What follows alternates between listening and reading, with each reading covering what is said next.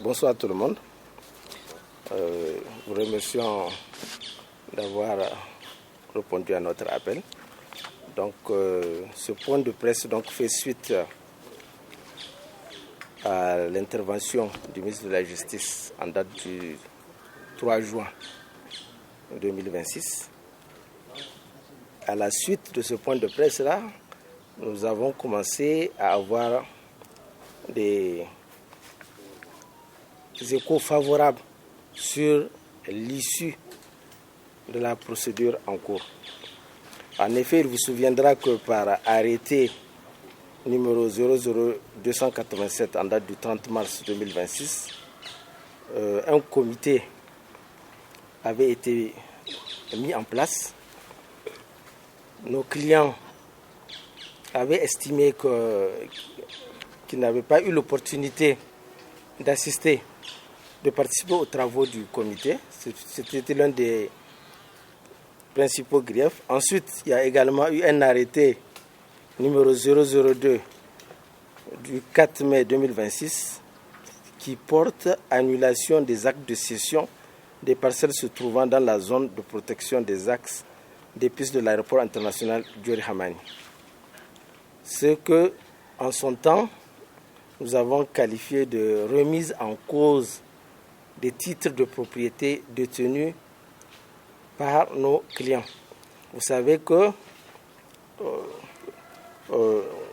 donc fort heureusement, après, je ne vais pas revenir sur les détails de la procédure parce que nous ne sommes pas devant un prétoire, on va aller directement à l'essentiel. Donc après, ce que nous avons appelé remise en cause des titres de propriété de nos clients, il y a eu un arrêté, un décret du président de la République, décret numéro 2026-275, en date du 15 mai 2026, qui déclare d'utilité publique toute la zone.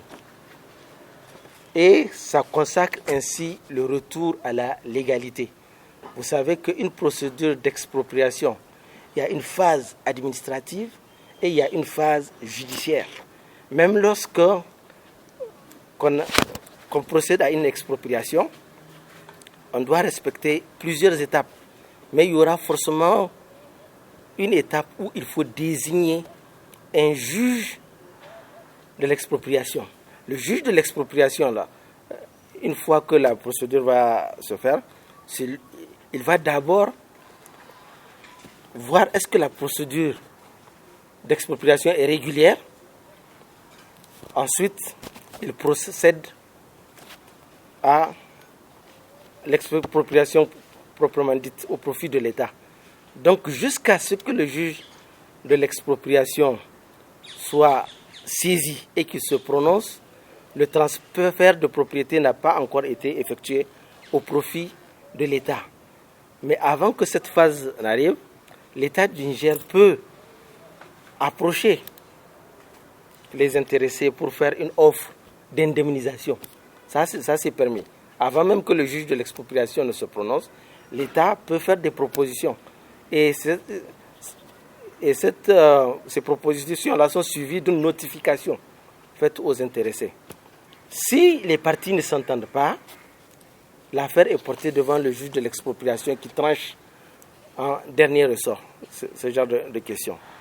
Et autre information également importante, dans le point de presse du ministre, il est ressorti que on a parlé de réinstallation de villas qui seront attribuées aux personnes déguerpies.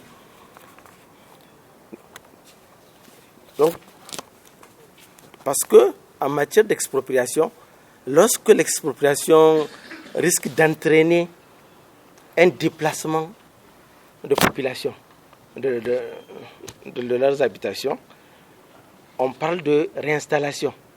Et nous sommes très heureux de constater que l'État aussi s'achemine cette fois-ci également vers l'application du droit, parce qu'il faut réinstaller les populations. Dans l'ordonnancement juridique nigérien, tout est prévu, en tout cas pour pour qu'il y ait une indemnisation préalable. Donc les échos favorables que nous avons eus par rapport à l'indemnisation de nos clients nous amènent à faire ce point de presse.